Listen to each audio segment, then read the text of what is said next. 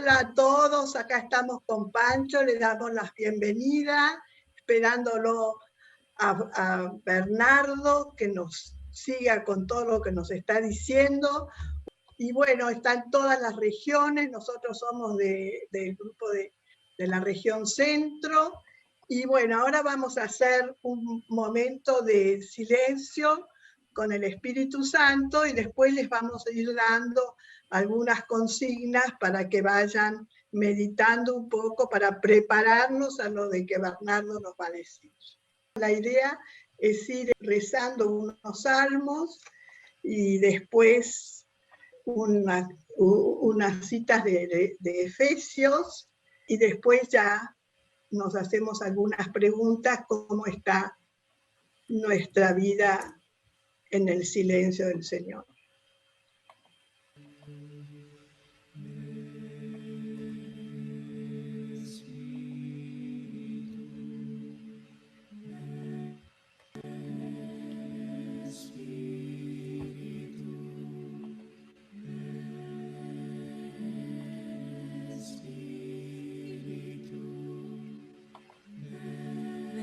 Espíritu divino,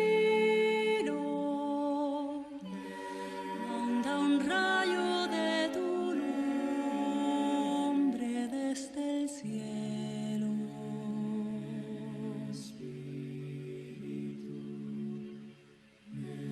Ven, oh Padre de los pobres, luz profunda en tus dones, Dios espléndido. No hay consuelo como el tuyo, dulce huésped de los almas vidas. Soy consciente de los puntos flacos en los que me ataca el maligno. ¿Cuáles son las armas a las que recurro para resistir sus embates? En la vida de cada día, ¿qué hago para aumentar mi confianza y abandono en Dios? Lava el rostro de lo inmundo, llueve tú nuestra sequía, ven y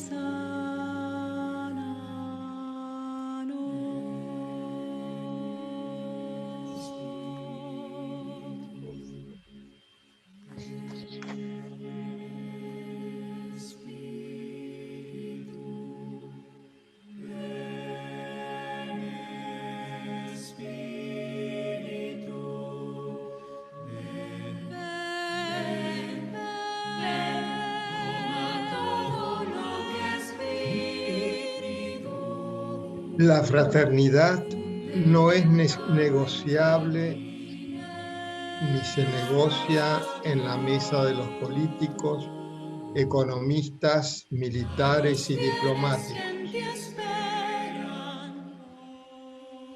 Se la construye pacientemente sabiendo dónde se está parado.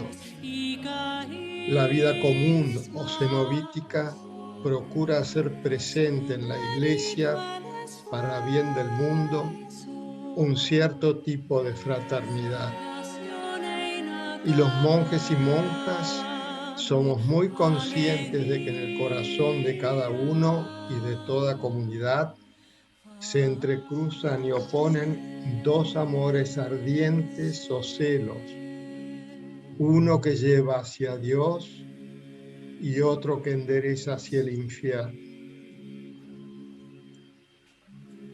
De Bernardo, en Signo de los Tiempos, página 21.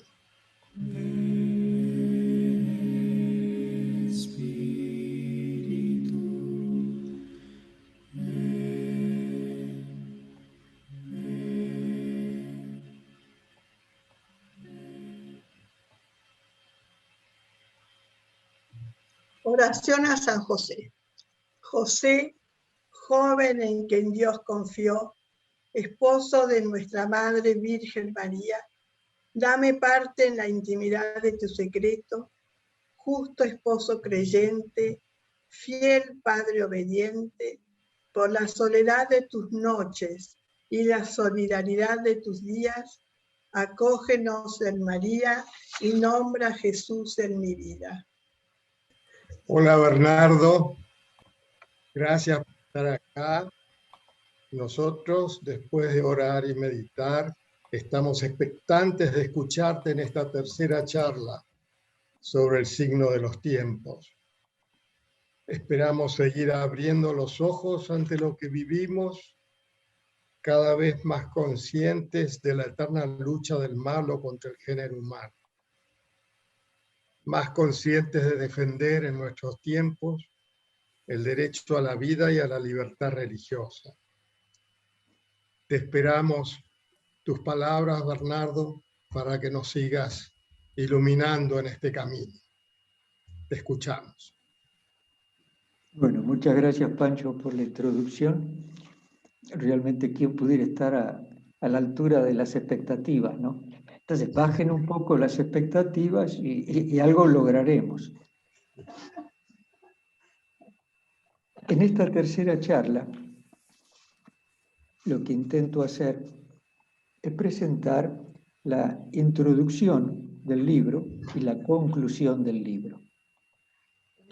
Si ustedes recuerdan, habíamos visto cómo hacer para leer con provecho un libro.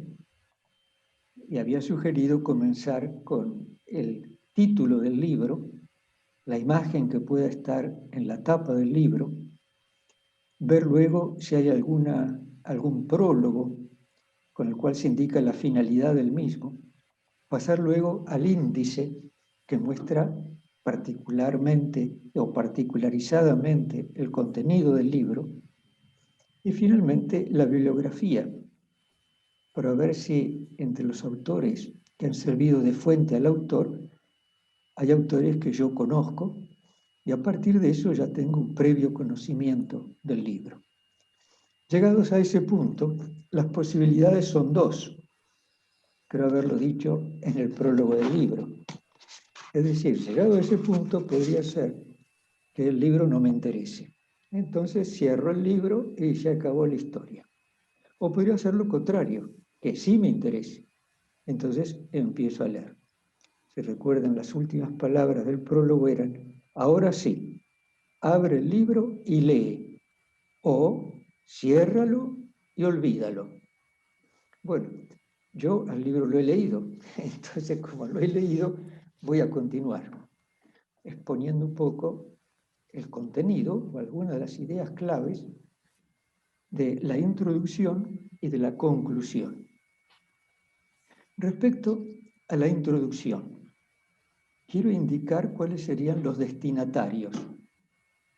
Luego hacer una aclaración sobre el tema de teoría conspirativa, o el hecho de que algunas veces uno es tachado de conspiranoico cuando escribe un libro como este, por ejemplo, o como el libro precedente sobre la ideología de género. En tercer lugar, una brevísima palabra sobre lo que se entiende habitualmente por globalización. El cuarto punto de la introducción será la tesis del libro. Es decir, en ese libro, ¿qué es lo que se trata? ¿De qué o qué se trata de exponer? Y al mismo tiempo de justificarlo, justificar lo que se expone. En realidad yo voy a exponer y no voy necesariamente a justificar. Cuando uno vaya leyendo el libro, si llega hasta el final, podrá hacer su propia conclusión. ¿Se justifica o no se justifica la tesis del libro? Y finalmente haré dos pequeñas aclaraciones que me parecen oportunas para terminar la introducción. Sobre la conclusión, 3 puntos, no sé si habrá tiempo para tratar los 3, básicamente es esto: la lucha del bien y el mal, en el mundo presente y en el mundo de siempre. Recuerden, Caín y Abel, y ahí sigue la historia. Luego, una palabra sobre la distinción entre autoridad planetaria, que sería el proyecto evangélico, y gobierno mundial, que sería lo opuesto. Y por último, una palabra sobre la divina providencia y sobre la esperanza que la fe en esa divina providencia debe suscitar en nuestros corazones. Entonces, como pueden ver, hay un variado menú de 8 puntos diferentes. Algunos los trataré más rápidamente, otros menos. Y si no hay tiempo, tijera y cortar. Y si Dios quiere, hacia el final, vamos a ver un par de fotografías, precisamente de Simone de Beauvoir y su compañero, que ya de por sí son un cierto mensaje. Y luego un video con una canción muy popular en los años 60. No quiero anticipar ni el título, ni los autores, ni quién es el conjunto que la interpreta, a fin de que al menos la curiosidad los mantenga hasta el fin. Vamos entonces a los destinatarios. Básicamente, el libro tiene un destinatario de creyentes. Yo soy un creyente cristiano y he escrito el libro para creyentes en Jesucristo. Ahora, esto no quita, no priva que otras personas de buena voluntad puedan encontrar algo útil en el libro. Y explicaré enseguida por qué. ¿Por qué para creyentes? Porque la existencia del maligno, de Satanás y de su obra, es un dato revelado. No es un dato al cual se puede acceder por medio de la ciencia. Es un dato al cual se accede por medio de la fe. Además de eso, hay dos extremos a evitar. Uno sería minimizar la existencia y obra del mal espíritu o ignorarlo. Otro, maximizarla. Es decir, llevarla a un extremo en lo cual finalmente se falsifica tanto su persona maligna cuanto su obra. Básicamente, los creyentes confesamos en el Hijo de Dios hecho hombre por nuestra salvación. Ese es el núcleo de nuestra fe. Y la obra del malo es algo colateral a la obra de salvación. No es el núcleo de nuestra fe, pero tiene su importancia. El padre de la mentira es el agente y autor oculto en muchos acontecimientos de la historia. Y esto lo vamos a ver hacia el final en el video, como creyentes, pero no con una fe formal de credo, conceptualizada, en dependencia de la Iglesia, puede llegar a constatar la presencia y obra de este mal espíritu. ¿Por qué el libro es para todos? O para toda persona de buena voluntad. Bueno, simplemente porque es un libro que tiene también una acentuación política. Atención, cuando digo política, no piensen en algo partidario. O sea, yo no soy de un partido político, ni escribo el libro desde una visión de un partido político, o tengo como destinatario un partido político. No me refiero a eso. ¿Por qué el libro es un libro político? Simplemente porque la dimensión política de la existencia humana, que consiste básicamente en la atención por el bien común y el desarrollo humano integral, es algo propio del ser humano. Esto se explica porque Aristóteles, ya bastantes siglos atrás, decía que el ser humano era un animal político. Entonces, esta dimensión política abre los destinatarios del libro. Hay gente que le puede interesar esa realidad sin que necesariamente le interese la lectura teológica del libro. Vamos al segundo punto de la introducción que deseo exponer. Es una aclaración respecto al tema de teoría conspirativa, o, en forma sintética, conspiranoico. ¿Dónde sale este término, este apelativo descalificativo conspiranoico? Bueno, por las fuentes que he consultado, los primeros que utilizaron esto fueron los servicios de inteligencia de América del Norte, la CIA, y lo utilizó principalmente y originalmente para acallar las voces de cierto periodismo que cuestionaba el relato oficial del asesinato del presidente Kennedy. Ante esa demanda de preguntas o exposición de ciertas incoherencias en el relato, se comenzó a tachar a esa gente de conspiranoicos. Bueno, de ahí se extendió el uso del término. Entonces, quienes actúan de esta manera y que quieren anular a quienes hacen preguntas molestas o que intentan encontrar las causas de los hechos históricos, que muchas veces son ocultas, si son molestas las preguntas, se los trata de conspiranoicos. Y el conjunto de lo que puedan decir queda bajo el título de teoría conspirativa. Ahora, estas personas que así anulan a los disidentes o a los que suscitan interrogantes, ignoran varias cosas. Ahora, lo primero que ignoran es la ciencia de las relaciones internacionales, que muchas veces vulgarmente se la llama geopolítica. Resulta que la geopolítica trabaja sobre datos, trabaja sobre hechos, y a partir de esos datos y hechos, trata de encontrar los motivos o las razones de esos hechos y establecer la relación. Yo creo que tratar de teoría conspirativa a alguien que expone la coherencia entre ciertos datos y hechos en relación con ciertas motivaciones y razones que han dado lugar a los mismos, es ignorar lo que hoy día llamamos la política internacional o la geopolítica, sin más. Ahora, todo historiador, todo geopolítico, digamos, siempre trata de verificar los datos, los hechos, y al mismo tiempo ajustar las posibles interpretaciones.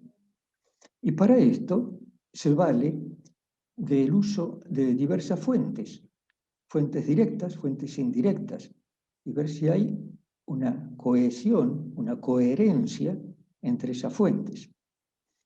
Además, siempre tiene presente, y esto es bien importante, la posibilidad de infiltración de falsedades, desinformaciones, contrainformación, lo que se llama psi-ops. Las psi-ops son operaciones psicológicas para confundir.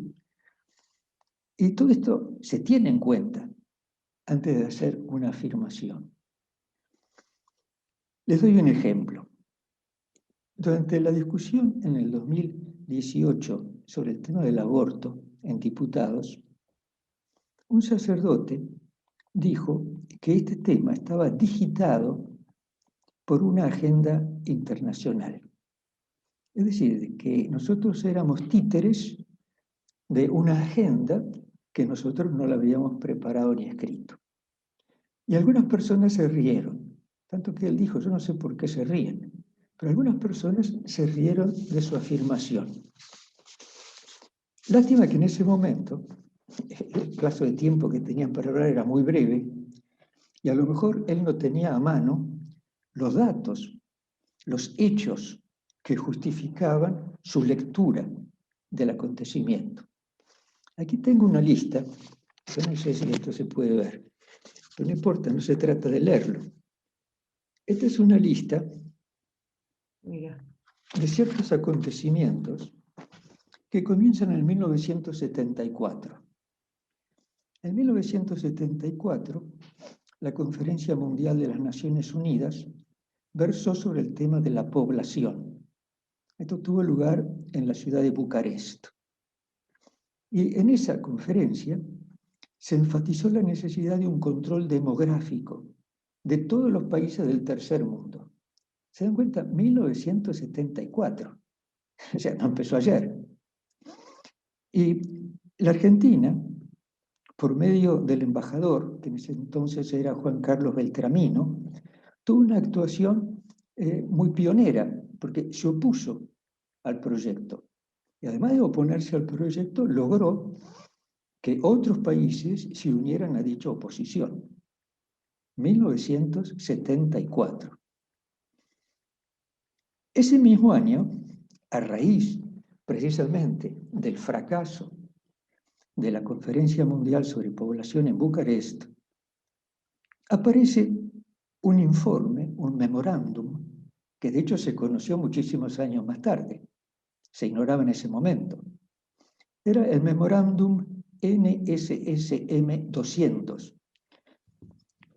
o vulgarmente se lo conoce como el informe Kissinger. Es un informe que preparó Kissinger, secretario de Estado, para el presidente Nixon, Richard Nixon. Ahora, ¿cuál era el objetivo del informe Kissinger? El objetivo era el control de la natalidad en los países subdesarrollados. Y el motivo era por los intereses que tenían los Estados Unidos sobre materias primas provenientes de esos países.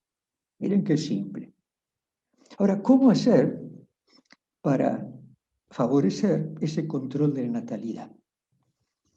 Bueno, los medios que propone básicamente van desde una pastilla anticonceptiva hasta el aborto. Y en la exposición del programa se dice algo muy interesante. Dice, hoy día ya contamos con la tecnología necesaria para poder adoctrinar a las grandes masas analfabetas y hacerle conocer a ellas los beneficios de la planificación familiar. Esa planificación familiar es un eufemismo, ¿no? La intención real la encontramos en el texto del informe Kissinger. ¿A usted le parece que podemos llamar de alguien que hace esta afirmación de teoría conspirativa o de conspiranoico? Ha presentado los hechos, ha hecho la interpretación de los hechos que se encuentran en los mismos documentos que hablan de los hechos. Bueno, luego en el 94 tenemos la famosa Conferencia Mundial de las Naciones Unidas sobre Población y Desarrollo. Y esta conferencia retoma Bucarest, 74, retoma el informe Kissinger con la doctrina de la contracepción y la interrupción voluntaria del embarazo, es decir, el aborto. Y también ahí tuvo lugar el Vaticano, concretamente Juan Pablo II, con una defensa de la vida a ultranza. No voy a contar todos los detalles y todo lo que hizo Juan Pablo, ¿no? Pero logró una oposición férrea y unas modificaciones del documento de trabajo y también de la agenda operativa que desinfló la potencialidad que tenía el documento. Año siguiente, Conferencia Mundial de la Mujer de las Naciones Unidas, reunida en Beijing, y de la mujer se pasa al género. Y al pasar de la mujer al género, se inventa un lenguaje que encubre las realidades. Entonces se empieza a hablar de derechos sexuales y reproductivos. Ahora nadie sabe bien qué son estos derechos sexuales y reproductivos, porque uno podría pensar de que es la salud de la mujer para que sea más fácil la reproducción del género humano. Es decir, para que puedan concebir y tener hijos con mayor facilidad, y al mismo tiempo sin atentar contra su propia vida. Bueno, es todo lo contrario. Es todo lo contrario. Aquí también hubo una férrea oposición del Vaticano. El Papa había pedido a la señora Mary Ann Glendon, que era una catedrática de Harvard, que interviniera como jefe de la delegación del Vaticano. Y por supuesto, a nivel de doctrina, de enseñanza, quedó bastante revolcada la agenda que se había preparado. Entonces se buscó otro camino. Y el otro camino fue en el año 2001, el Comité de Derechos Humanos de las Naciones Unidas, que aplicó los derechos humanos, la Carta de los Derechos Humanos de las Naciones Unidas, cuando ella fue creada, la aplicó a la salud reproductiva y sexual. De aquí que aparecieron los derechos sexuales y reproductivos, incluido como derecho la interrupción voluntaria del embarazo. A partir de ese momento es un derecho. ¿Se dan cuenta cuando ciertas personas gritaban en la plaza, no nos priven de nuestros derechos? O se criticaba a la iglesia porque era antiderecho y privaba de derechos. Ahí está la madre del borrego. Bueno, si vamos al año 2015, una cumbre de las Naciones Unidas sobre el desarrollo sostenible. Y en esa cumbre se elaboró un documento, Agenda 2030, y son 17 objetivos. El objetivo quinto de la Agenda 2030 es lo que se llama igualdad de género. Ahora, para que se logre esta igualdad de género, hay que empoderar a las mujeres y a las niñas. Y el empoderamiento, darles poder a las mujeres y a las niñas, exige el acceso universal a la salud sexual y reproductiva. Y encargado de que este quinto objetivo de la Agenda 2030 pudiese realmente implementarse, no fue otra que la Federación Internacional de Planificación Familiar, conocida como IPPF. Hasta el 2016 se podrían encontrar los balances de la IPPF, que subvencionaba con sumas millonarias a la Argentina en algunos de estos proyectos.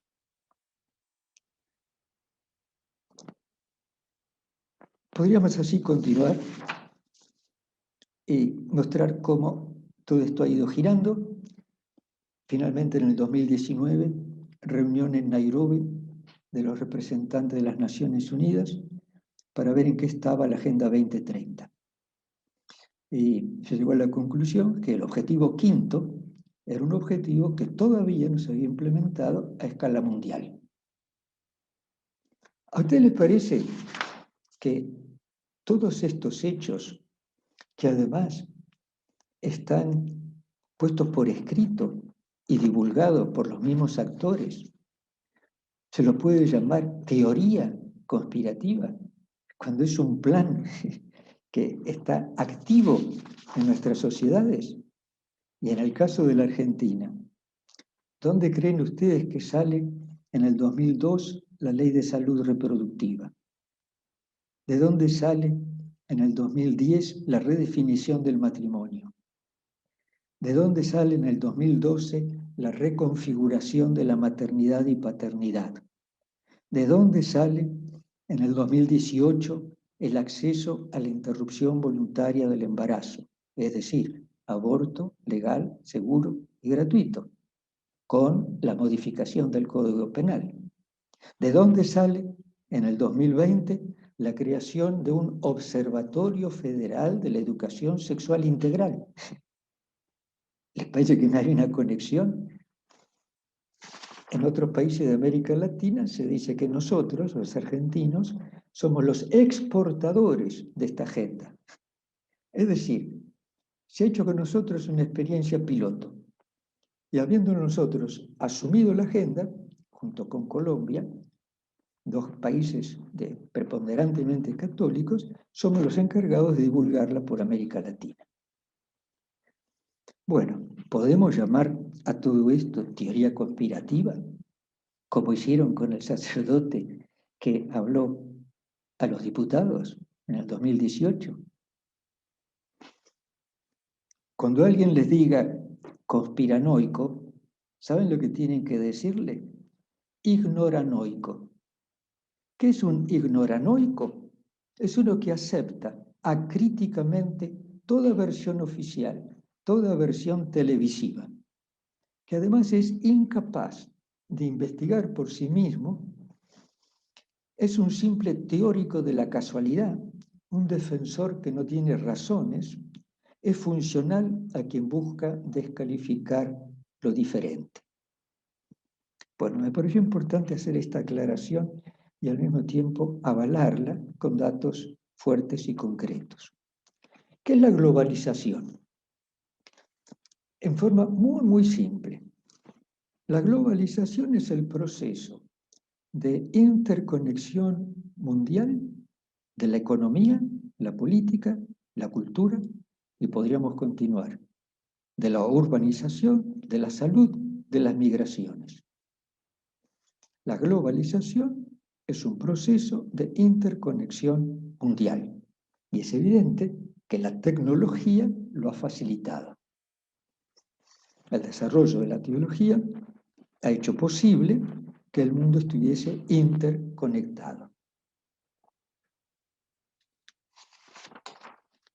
Huelga decir que este proceso de interconexión, en cuanto tal, es algo neutro. Es decir, no es ni bueno ni malo. Todo depende del uso que se haga de ello.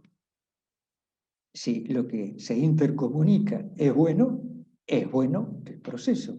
Si lo que se intercomunica es malo, es malo. También puede suceder que lo único que se comunica es unilateralmente el aspecto económico y utilizando otros aspectos como el cultural como factor de poder y de dominio. Es evidente que ese proceso está falseado. Ahora, ¿cuál es la tesis del libro? Bueno, la tesis del libro es muy simple. En la historia humana hay un plan de salvación y hay un misterio de destrucción. No sé si ustedes recuerdan la parábola del trigo y la cizaña. El trigo sería el plan de salvación, la cizaña, el misterio de destrucción. Y en la parábola se muestra la gran paciencia del dueño del campo, que dice, bueno, mira, esperemos que crezcan. Una vez que han crecido bien y que ya está todo maduro, entonces le metemos la hoz. ¿A dónde va a parar la cizaña? Al fuego. ¿A dónde va a parar el trigo? Al granero. Ahora, ¿a qué se refiere todo eso? Eso se refiere al fin del mundo. Habrá un día que habrá un juicio. Y en ese juicio, buenos y malos tienen dos destinos diferentes. Sobre el proceso de globalización, cabalga un proceso que podemos llamar de fraternidad y solidaridad universal. Y otro proceso o proyecto que llamo globalista y excluyente. Ambos utilizan el mismo vehículo, ambos utilizan el mismo corcel, el mismo caballo.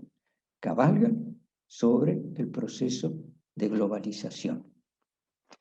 Ahora, este designio de fraternidad se vale del servicio y concibe la autoridad como un servicio a la vida fraterna.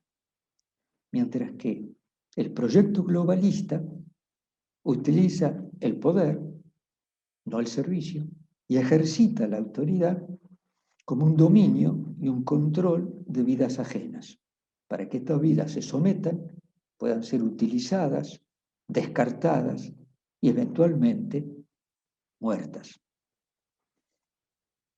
¿Quiénes son las causas últimas de estos dos proyectos? Cuando digo causas últimas, respeto las responsabilidades humanas. O sea, no tenemos que decir fue el diablo y yo me lavo las manos de lo que hice, ¿no? Entonces, respetando las responsabilidades humanas y al mismo tiempo respetando la autonomía de lo temporal. Autonomía de lo temporal quiere decir de que Dios creó en una forma tal que la creación a sí misma se fue recreando.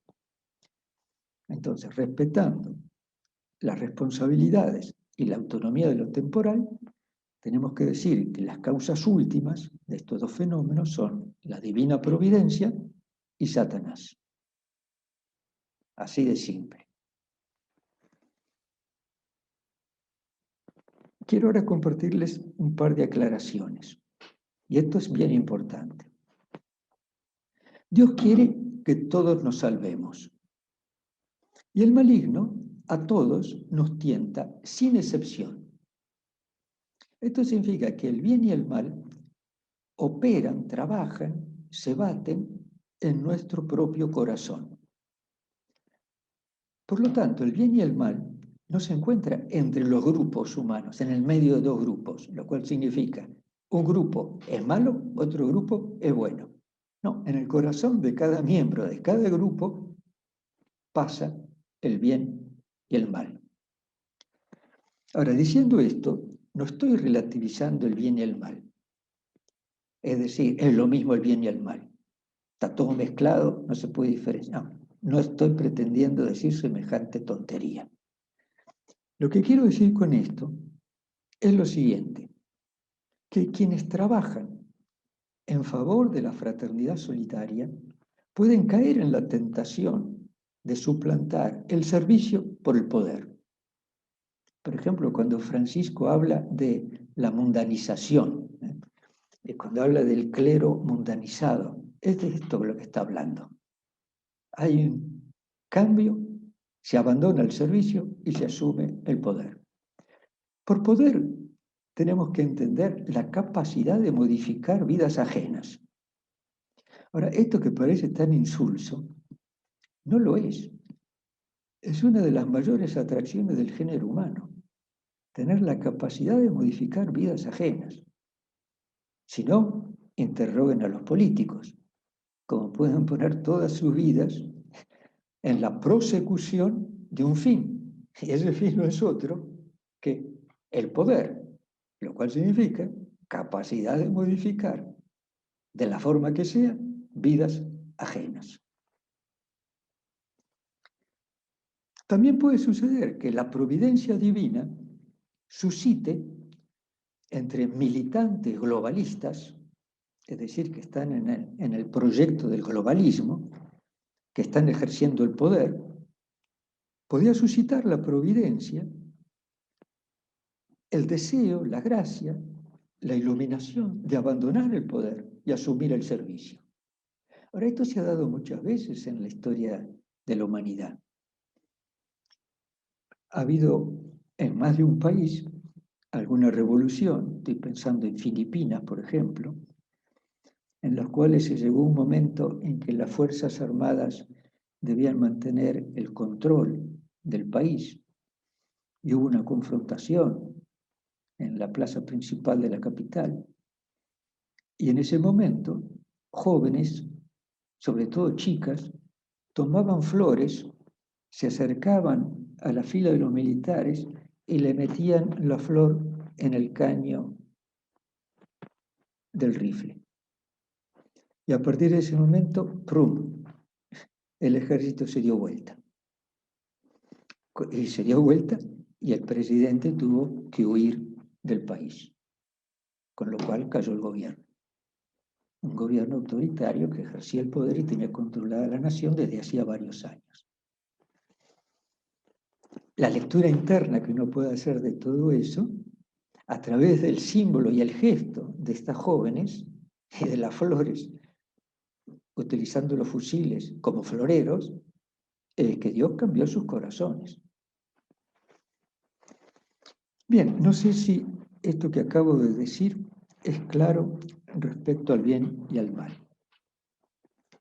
Otra aclaración que me parece importante. En todo grupo humano siempre hay palomas y halcones. Las palomas son los que buscan el diálogo y los acuerdos. Los halcones más bien buscan confrontación y choque para modificar una situación. En un monasterio, créanme, a escala monástica y en versión monástica, hay también palomas y halcones. Hay vuelta. En cualquier grupo humano.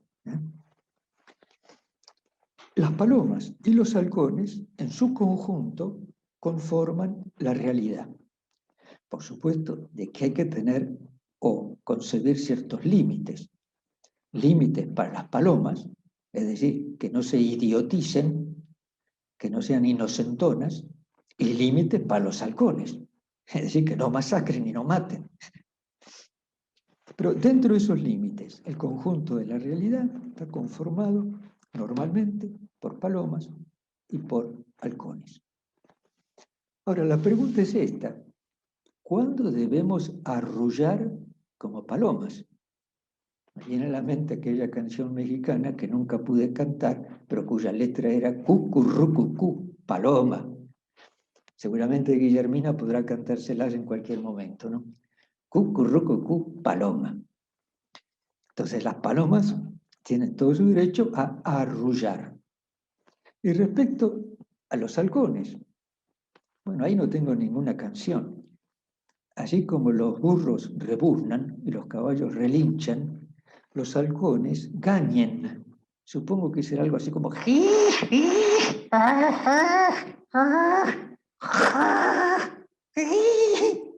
Supongo que eso es gañir. Bueno, si lo interpreté mal, que me perdonen los halcones, ¿no? Que los hice quedar un poco en el ridículo. Entonces, la prudencia enseña cuándo hay que arrullar, cuándo hay que gañir, simplemente. Estos son un par de declaraciones que quería hacer y con esto dejamos la introducción del libro y paso a la conclusión del mismo. ¿Qué podemos decir de la conclusión del mismo? Ustedes recuerdan aquella cita de Gaudium et Spes, documento del Vaticano II.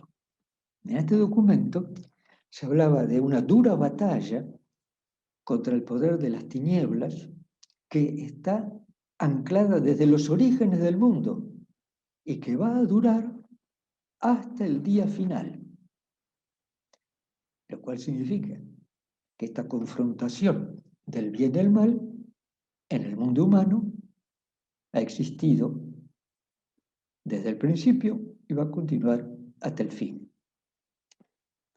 El Papa Juan Pablo II era muy sensible a esta realidad, tanto que en el libro Cruzando el umbral de la esperanza, que era unas preguntas y respuestas, que resultó casi un libro autobiográfico, retoma este tema y dice que hay una lucha en la humanidad por el alma del mundo y que esta lucha puede ser también vista como evangelización y anti-evangelización. Es decir, buena nueva y mala nueva. Buena noticia, mala noticia que se confrontan. Bueno, la tesis del libro es que el proyecto globalista, excluyente, sería el poder antievangélico. Y el plan de fraternidad universal y solidaria sería el proyecto evangélico. Estos dos proyectos cabalgan sobre la globalización.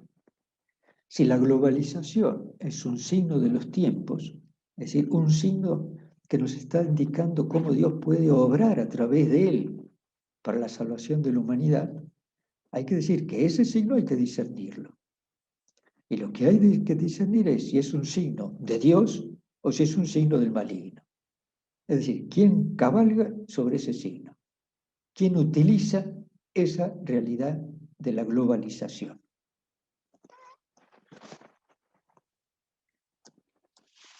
Concretando un poco más lo que vengo diciendo.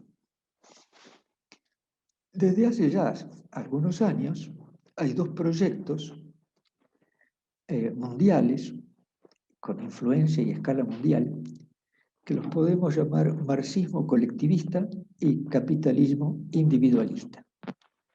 Ahora, estos dos proyectos están en continua guerra.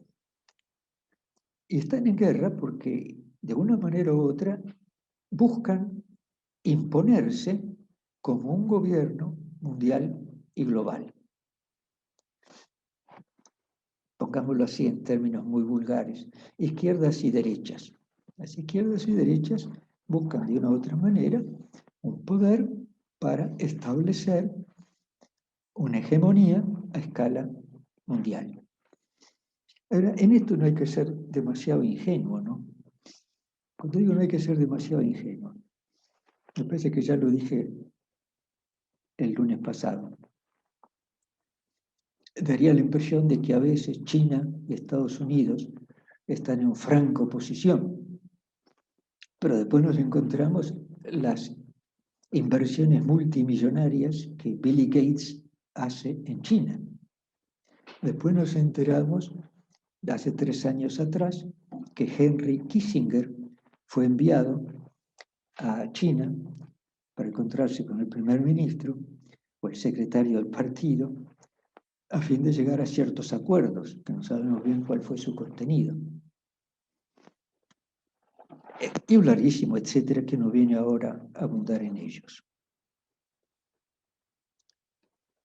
Este proyecto de gobierno mundial y global es claro que busca poder y dominio, control del resto del mundo. Pero hay otra forma de establecer justicia y paz en el mundo. Y no es ya un gobierno mundial, sino es lo que desde hace muchos años el Vaticano y la doctrina social de la Iglesia llaman autoridad planetaria.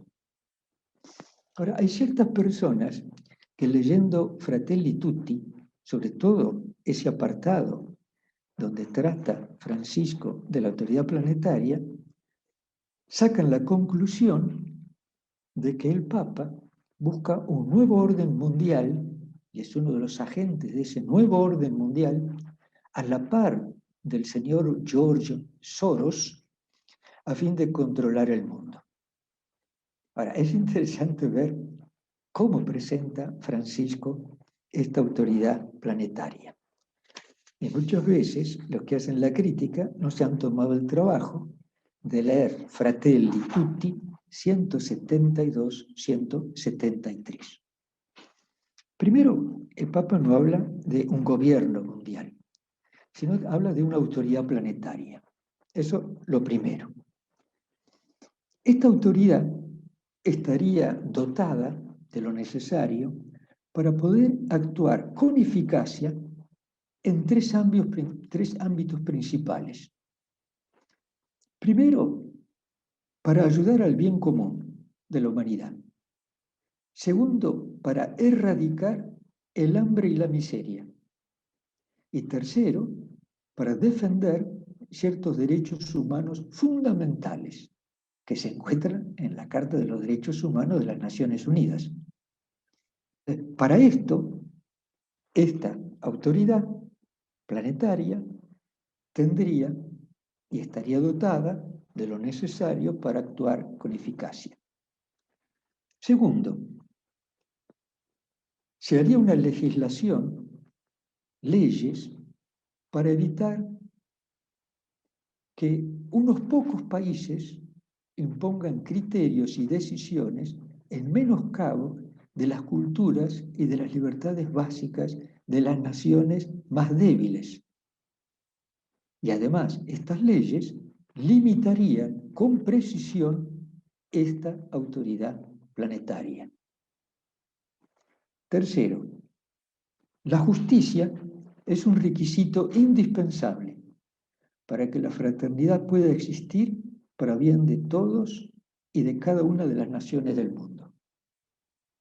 ¿Tiene algo que ver esto con una utilización del poder por parte de una autoridad central mundial que a través de ese poder dominara, coaccionara, controlara la vida del planeta? Absolutamente nada que ver, ¿no? Absolutamente nada que ver. Esto significa que sobre este tema de la autoridad planetaria o global, el Papa Francisco ha dado un paso más adelante, algo de lo cual ya estaba hablando el Papa Pío XII después de la Segunda Guerra Mundial, cuando se crean las Naciones Unidas. Ya estaba hablando Pío XII en los años 45-46. Se hacía una constante en la enseñanza o la doctrina social de la Iglesia. Ahora, considerar que Fratelli Tutti es un proyecto del nuevo orden mundial en sentido globalista es tergiversar o desconocer las intenciones del Francisco, las intenciones del Vaticano, que viene repitiendo esto desde hace 1940 y pico, o simplemente no haber leído la encíclica. Paso al último punto de lo que quería exponer. El tema de la providencia y de la esperanza. Miren, la historia enseña que toda superpotencia termina colapsando. Termina colapsando por sus propios errores, sus propias debilidades.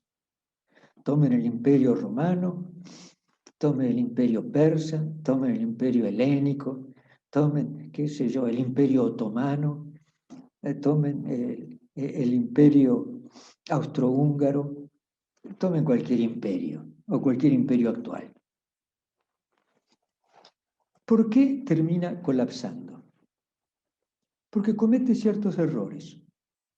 ¿Cuáles son estos errores que la historia demuestra que se cometen? Es decir, el poder enceguece, y como el poder enceguece, no se ven ciertas cosas. Primero, se ignoran las culturas de los pueblos, como si las culturas de los pueblos no tienen nada que ver sobre la vida de los pueblos. Y con toda facilidad se puede erradicar la cultura de un pueblo, en lo más mínimo.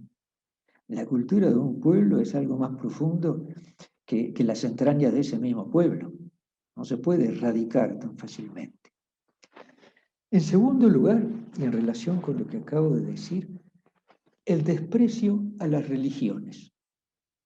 La religión, el cultivo de la relación con lo trascendente, con el absoluto, con Dios, es la entraña misma de las culturas. El que ignora las culturas y además desprecia las religiones, está luchando contra un imposible.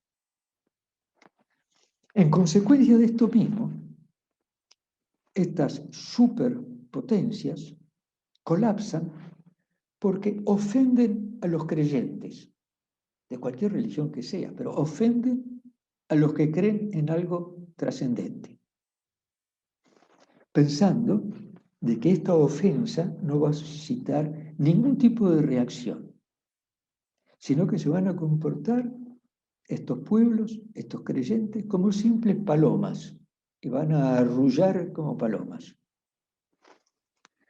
Tercero, muchas veces estas superpotencias ostentan poder dejando al descubierto flancos débiles.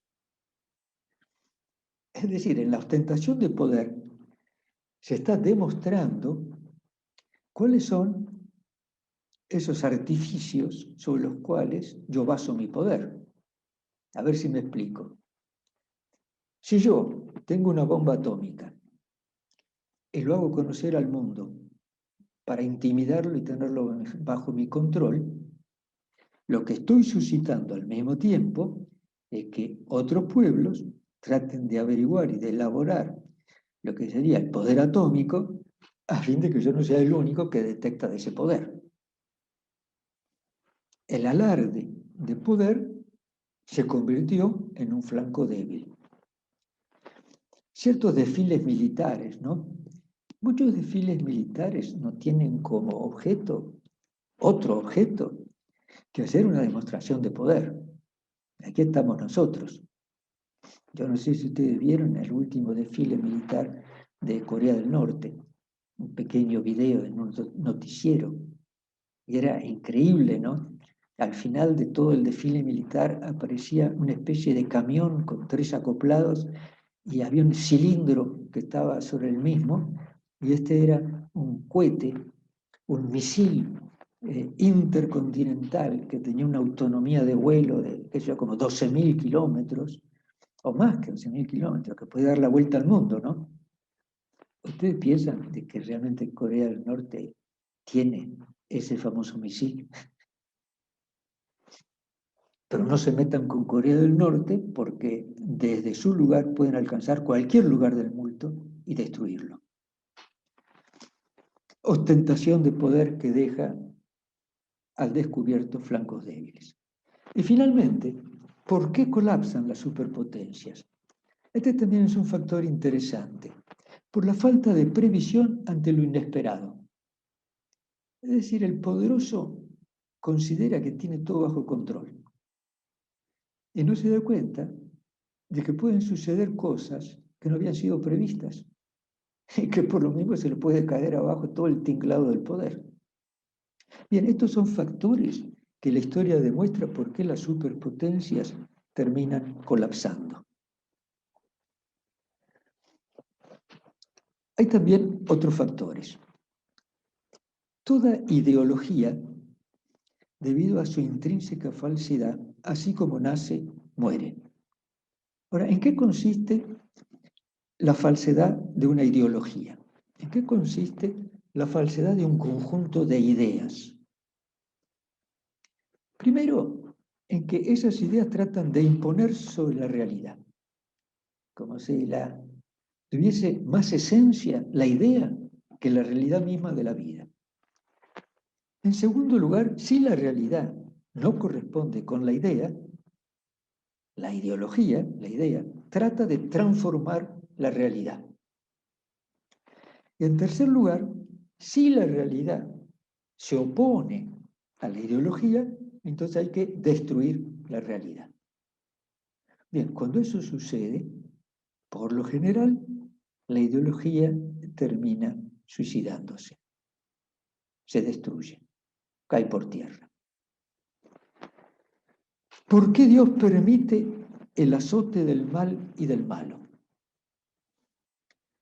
La respuesta es simple. Para Dios, el mal puede ser ocasión para el bien.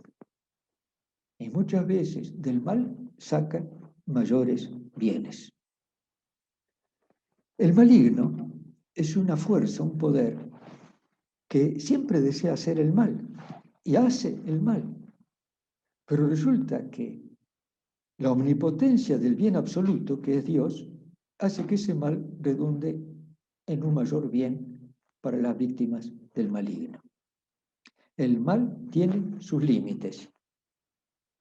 Y Jesús, muerto y resucitado, nos permite cruzar, con palabras de Juan Pablo II, el umbral de la esperanza.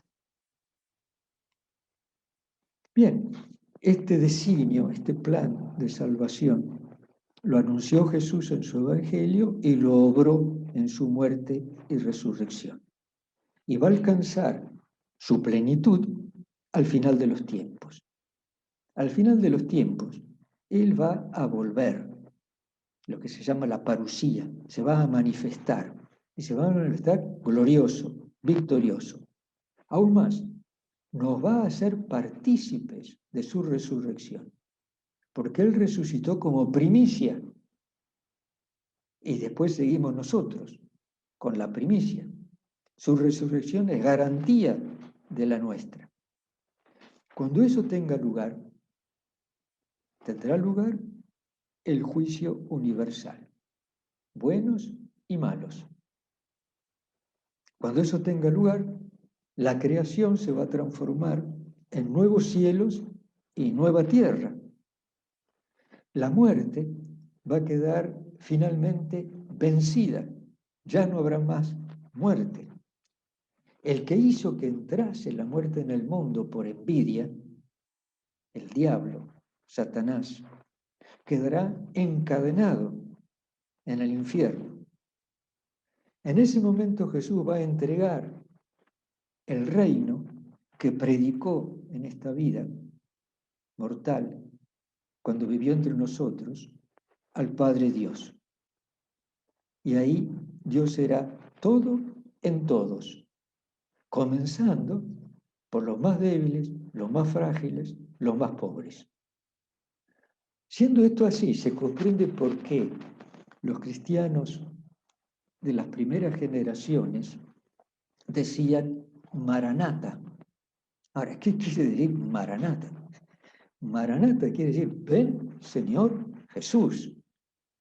Ven Señor Jesús, para que tu proyecto de salvación llegue a una plenitud total.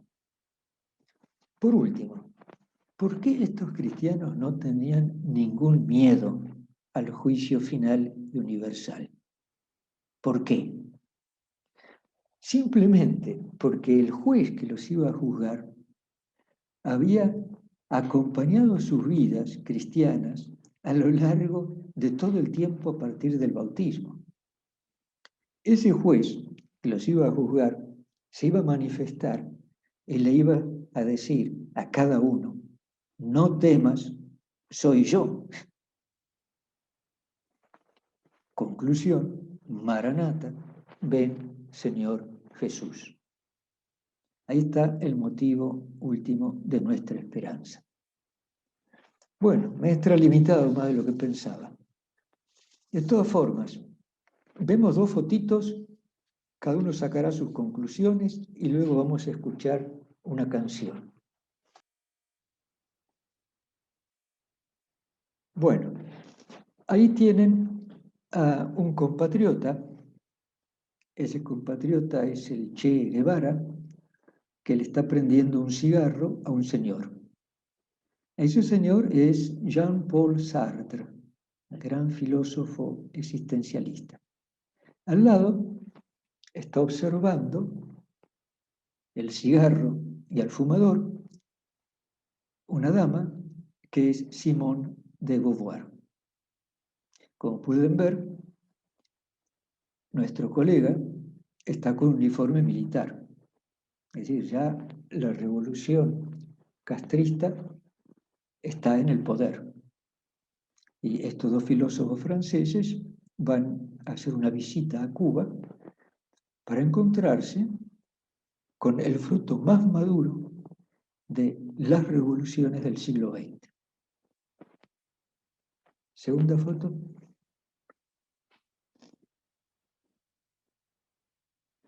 Ahí tienen de vuelta a Simón y a Jean-Paul, y detrás, vociferando, a nuestro compatriota. En la segunda foto encontramos en un canal y en un bote a motor a las mismas personas en primer plano y detrás un apuesto joven que supongo sabrán quién es.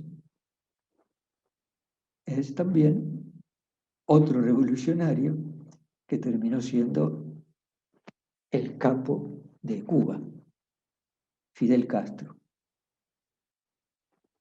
Bueno, solamente quería mostrar esa dimensión identitaria de Simone de Beauvoir y su feminismo. Ahora, si están dispuestos, vamos a ver una canción y escucharla, pero atención, si a alguno le cae mal, entonces le sugiero que desconecte.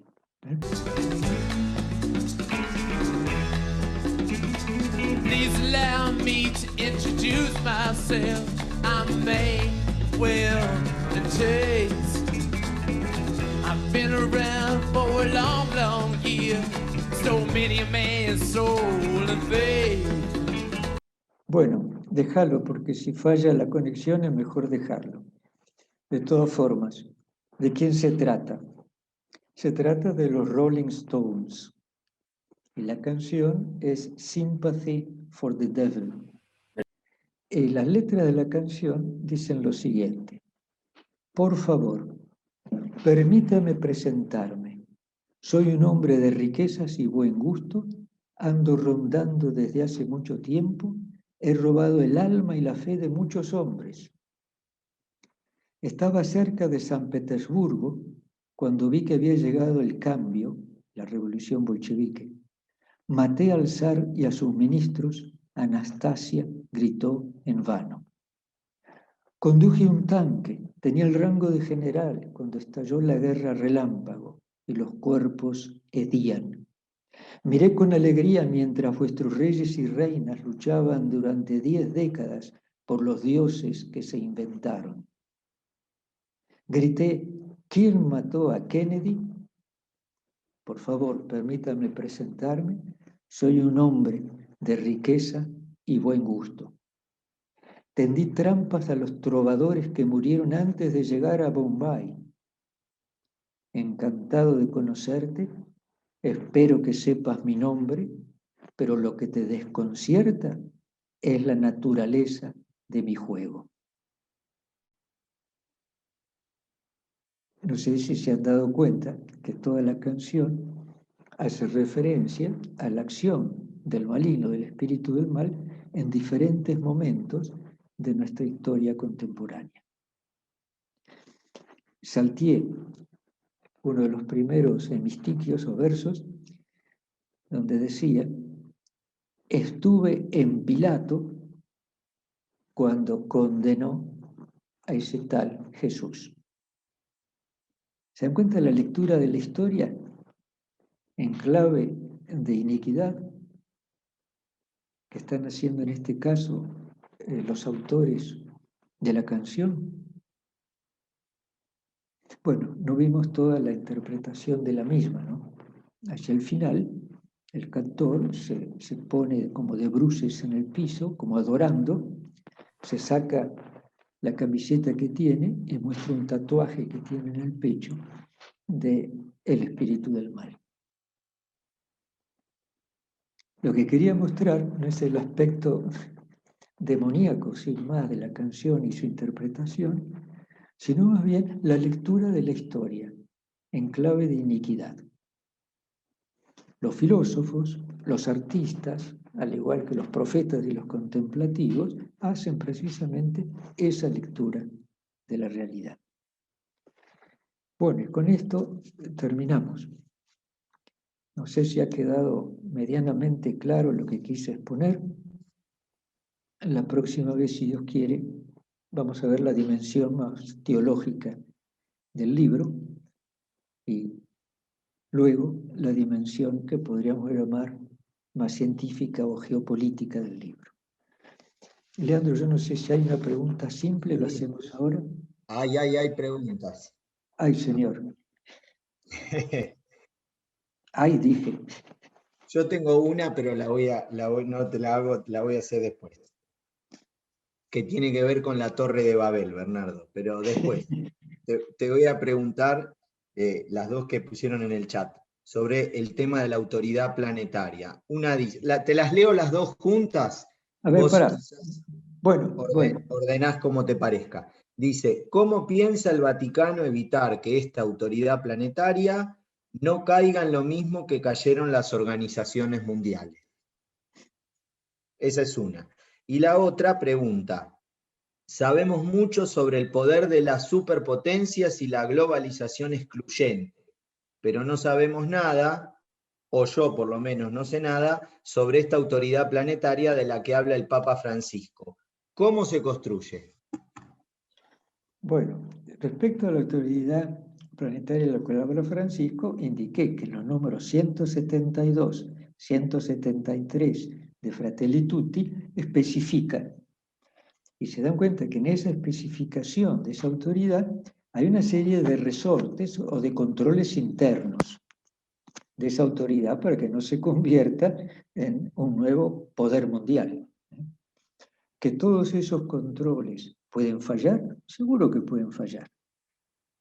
Seguro, somos humanos, ¿no? Nada es perfecto. Pero en la contrapartida a lo que de facto sucede en el ordenamiento de las naciones, en los cuales siempre ha habido autoridades a nivel mundial. Entonces el Evangelio, en este caso a través de la doctrina social, hace esta propuesta. ¿Puede fallar? Claro que puede fallar, como todo lo humano. La primera parte de la pregunta era... A ver, espera. No conocemos cuál es este proyecto, bueno, acabo de decir. Vayan a Fratelli Tutti. Sí, ¿cómo se construye? Me parece que ahí hay que leer bien Fratelli Tutti, ¿no? Donde el Papa da alguna pauta y a partir de allí. Y la otra pregunta era, ¿cómo, un poco lo decías recién, cómo tenemos certeza, digamos, de que con esa autoridad planetaria no se va a caer en lo mismo que cayeron las organizaciones mundiales? Bueno, acabo de indicar, hay ciertos resortes y contrapesos, ¿no? Claro. En ese proyecto. Y hace referencia a cómo se construye. Es una autoridad formada por varios. Bueno, es uno de los elementos. Miren, nuestra orden Nosotros somos 170 monasterios, de varones y mujeres, que estamos en unos 50 países diferentes. La autoridad suprema de esos 170 monasterios es el capítulo general. El capítulo general es una asamblea colegial, lo cual significa que en el momento que está reunido todos tenemos la misma autoridad y se define por medio de votaciones que implican todo un proceso previo, lo cual significa que cuando se llega a la votación ya está remaduro el tema, por exposición de razones, etc., y se decide. Ahora, ese capítulo general es revisado en sus decisiones en el capítulo siguiente, para ver si las decisiones que se tomaron fueron bien tomadas. Ya tiene ahí un primer resorte. En el supuesto caso que las atribuciones de ese capítulo hayan ido más allá de la que les corresponden, y eso se sabe a través de las constituciones de la orden, cualquier miembro de la orden puede impugnar una decisión al capítulo. Fuera de los capítulos, el abad general es el vicario del capítulo, hace las veces. Todas las acciones del abad general durante el tiempo intercapitular quedan registradas en actas. Y cuando llega el capítulo, se estudian las actas del abad general. Cada uno de los actos jurídicos que fue llevando a cabo. Y básicamente lo que se ve es si actuó según el derecho. Y en algunos casos, si habiendo actuado según el derecho, fue prudente su decisión, porque la podría haber remandado a una autoridad superior, por ejemplo, el capítulo. Entonces, hay una serie de resortes y engranajes, ¿no?, que permiten un funcionamiento lo más correcto posible para el bien común. Lo mismo sucede a nivel local. El abad local del monasterio es la autoridad del monasterio en el rubro de economía, aceptación de nuevos miembros y formación de los nuevos miembros y aceptación de los votos de los miembros. Al mismo tiempo, hay una autoridad superior que sirve como recurso en caso de problemas locales, es lo que llama el padre inmediato. Y cualquier monje de una comunidad puede recurrir al padre inmediato cuando piensa de que hay algún tipo de abuso de autoridad a nivel local. El padre inmediato, a su vez, es revisado en el capítulo general sobre sus actuaciones. Y además, cada comunidad presenta un informe de la vida local al capítulo general. Ahora, si todo esto falla, cualquier miembro de la orden puede recurrir a la Santa Sede, a la congregación para los religiosos, impugnando actos que pueden estar a uno u otro nivel de la orden. ¿Se dan cuenta de la cantidad de resortes que equilibran las autoridades y ejercicio de poderes, entre comillas? Bueno, la Iglesia sobre esto tiene una larguísima experiencia, no hay vuelta, tiene 2000 años continuos de experiencia. ¿Que puede fallar? Claro que puede fallar, como todo lo humano. Entonces he dado el ejemplo de la orden como un grupo de personas con un objetivo, etcétera, y que se autorregula en diferentes formas, y el proyecto de esta autoridad planetaria que la doctrina social de la Iglesia viene elaborando desde hace mucho tiempo y presentando, tiene todos ese tipo de resortes y contrapesos de autoridades, poderes, recursos y demás, ¿no? Eso. Bueno, acá llegó otra, pero me parece que la vas a responder en los próximos encuentros. Igual te la leo y vos fíjate. Dice, detrás de todo este plan perverso, ¿se puede hablar de masonería? Porque he escuchado hablar mucho sobre ello, quizás pocas familias con un número no mayor a 12, que son el verdadero poder que direcciona dicho plan. Ellos son los que han dicho, no te adoraré, no te rendiré culto, es decir, a Dios, se lo niega. No se le reconoce como absoluto. Por allí se habla de George Soros, por ejemplo. Bueno, cuando hable de los agentes, exacto, que pugnan en este reordenamiento mundial, pues nos encontramos en un momento de la historia de la humanidad en lo cual se está dando un reordenamiento de poderes.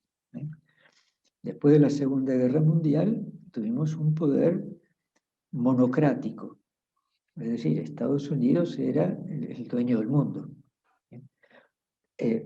Paralelamente con él estaba Rusia, que fue creciendo como superpotencia. Entonces, en un momento tuvimos dos poderes, era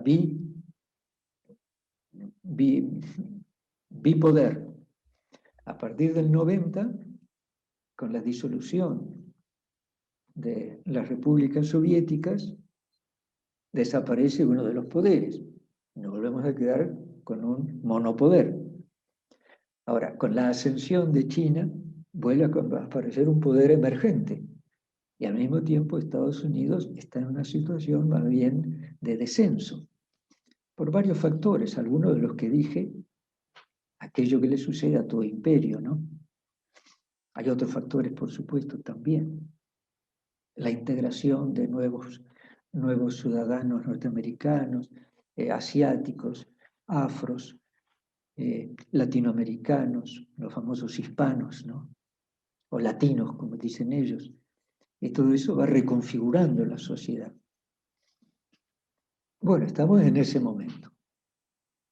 Estamos en ese momento. ¿Cómo va a terminar? Yo no sé cómo va a terminar. Ahí estamos. Entonces, tu Torre de Babel, es complicada la Torre de Babel.